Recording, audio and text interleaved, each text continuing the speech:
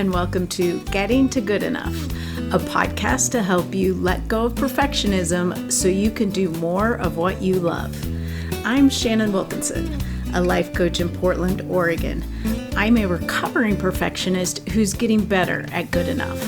And I'm Janine Adams, a certified professional organizer in St. Louis, Missouri, and I'm lucky enough to be naturally good at good enough. And today we're talking about how to be your own best friend.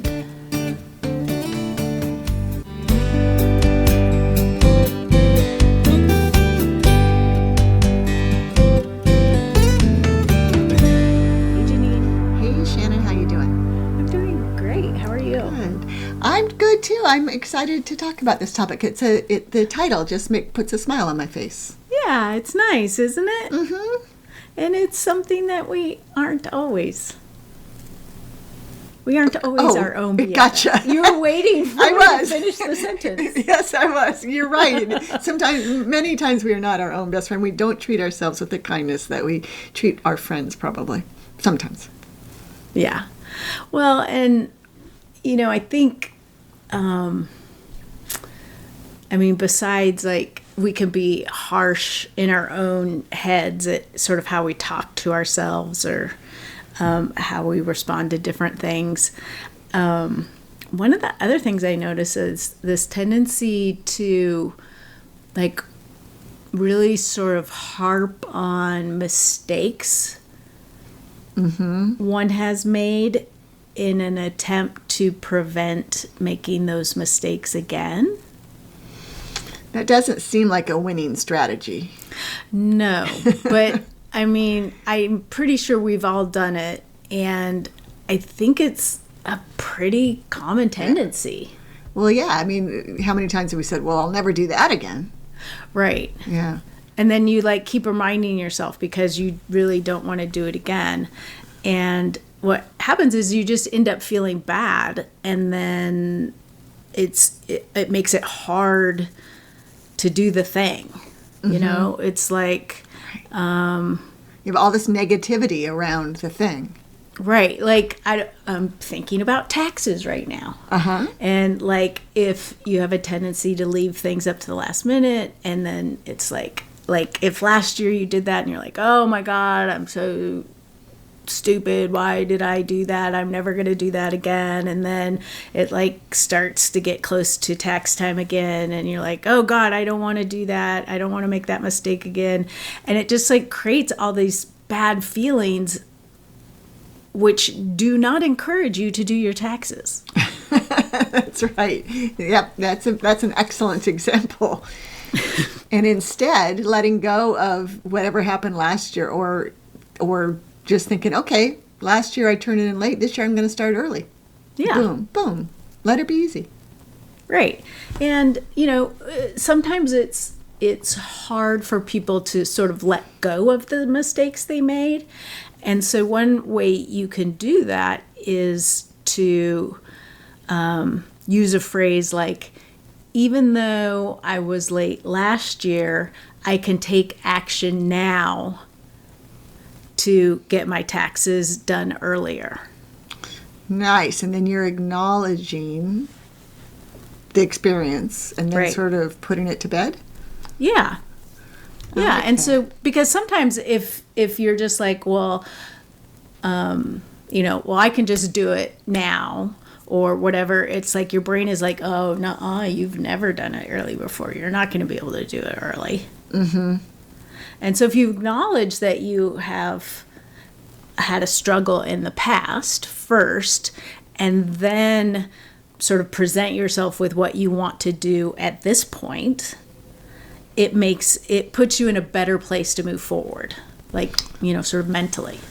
That's one of those tricky life coach things, isn't it? Yes, it is. It's reminding me of your workbook, whose name I can't remember, Shannon. Oh my God, I'm getting so old. With the clever name, the audio, and the workbook. The boring change? Yes, boring change.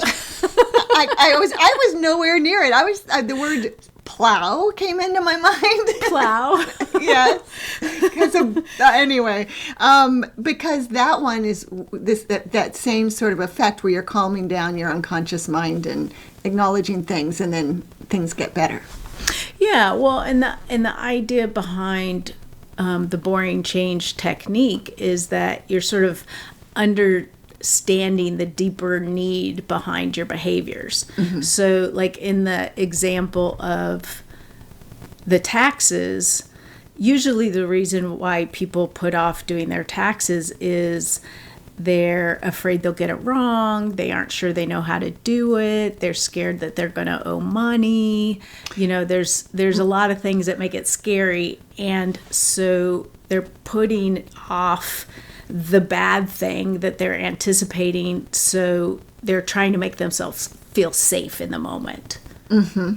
Mm-hmm. And so then with a technique like boring change, and you understand that, what it is that you're trying to get for yourself, you can do that without the unwanted behavior. So, when you think about it with taxes, the way that you can feel most safe in terms of your taxes is to get them done early so that you have time to manage any issues that come up or questions that you have. Mm-hmm. Or you have time to come up with the money, or whatever you need to do. But so that is what helps you feel most safe. Mm-hmm. Yeah, in my mind, I'm thinking about how when I put off doing taxes, and mm-hmm. it's usually about being afraid that I'm not going to be able to find all the documents I need. Mm-hmm. And of course, the more lead time you have to find them, the better off you are. Right. So boring change allows you to discover that underlying benefit, or what your unconscious mind is trying to do with that procrastination. Yeah, sort of the underlying need. Need, right. And is that still available for sale? Yes, it is. Oh, okay. I'll drop a link into the show notes. This is completely unplanned. Off the cuff. I did. This is not where I anticipated we would go on this. I know, right? Yeah, I just took a leap. Okay, we can rein me back in. Yes. Yes.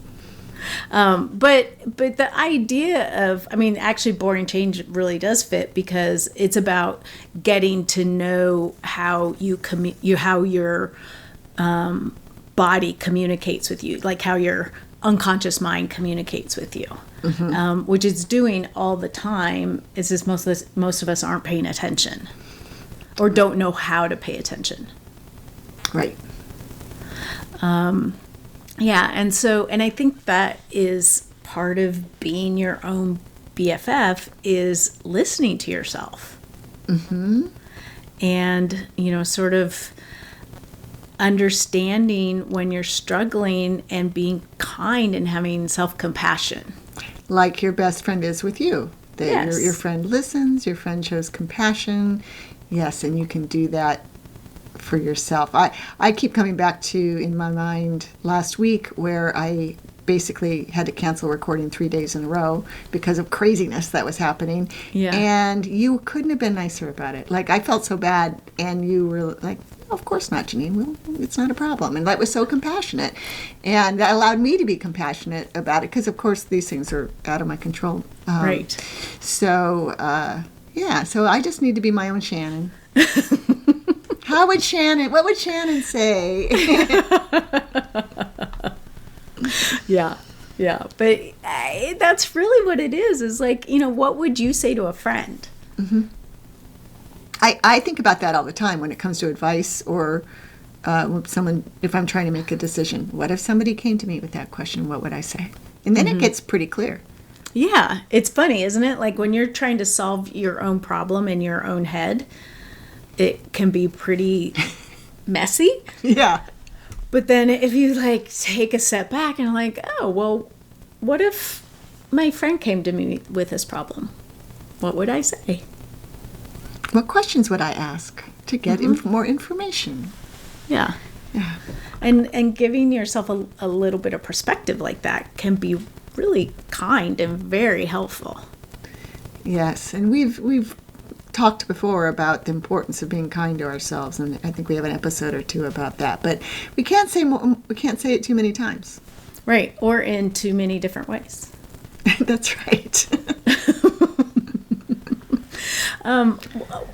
One of the other things that can help you develop self-compassion is to recognize that you aren't the only one that struggles with something. You know, it can feel really bad if you feel like you're the only one messing this up. But recognizing that, you know, everybody messes stuff up sometimes.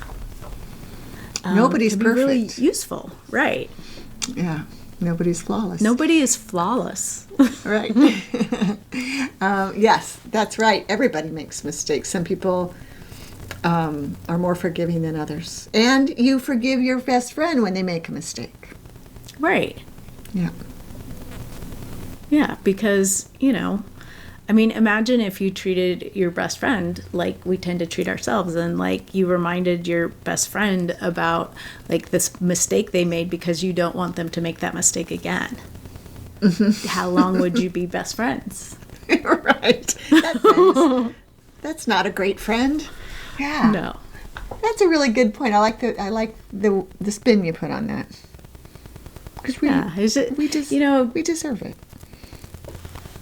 Just kind of getting a different perspective, and taking a step back, and I think that's the first step, because you have to allow yourself that space so you can be kind to yourself, so you can have some self-compassion. Right, and we've been talking about this in terms of making mistakes, but it also applies to not doing things perfectly, or setting expectations for yourself that are not realistic. And take a look at my to-do list today. I could really beat myself up over what I didn't do today, but I'm going to try after this conversation to look at what I did do today and feel good about that. Yeah. I think it's always helpful to put a positive spin on things. Yeah. I feel grateful that it was sort of a Pollyanna by nature. Yeah, me too. Oh, I love my rose-colored glasses. Right, me too. And, you know, that's a good reminder, like how you choose to perceive things makes a huge difference in how you experience them, because you're kind of attuning your brain into what to pay attention to. So if you're like, you know what, everything's fine, you're going to notice all the ways in which everything is fine. If you're like, ooh, things are bad, you're going to find all the evidence to show you just how bad things are. And do you think that that's something that can be a practice? I feel like you and I we're sort of naturally inclined to see the positive, but some people I think naturally aren't, but they can practice doing it, right?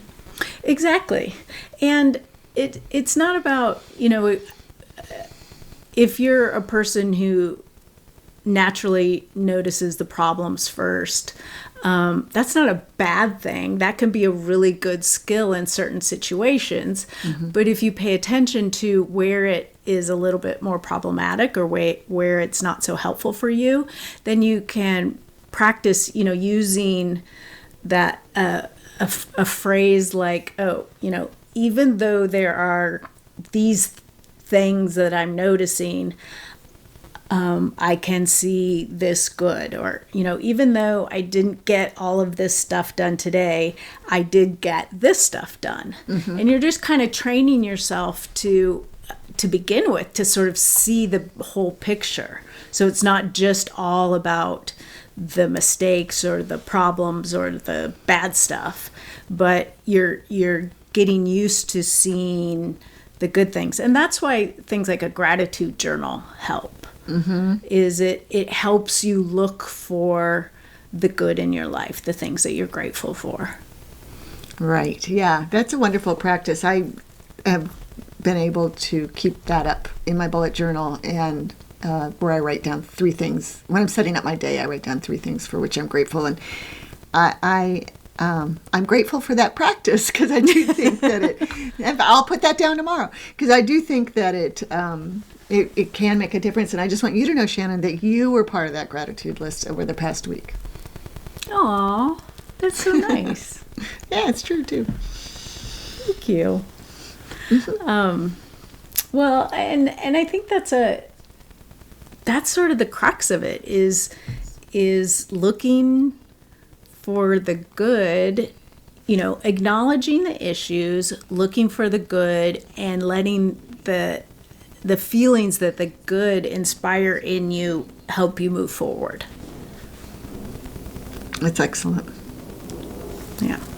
So we would love to hear from you, our listeners. Are you your own BFF? If you are, let us know how. And if not, tell us what you struggle with. You can do that on Facebook or Instagram at Getting to Good Enough. You can do it on the show notes in a comment at gettingtogoodenough.com. Gettingtogoodenough.com. You can call 413-424-GTGE. That's 4843. Or you can email us at hello@gettingtogoodenough.com. Until next time, this is Shannon Wilkinson in Portland, Oregon. And Janine Adams in St. Louis, Missouri. And we hope that good enough is getting easier for you.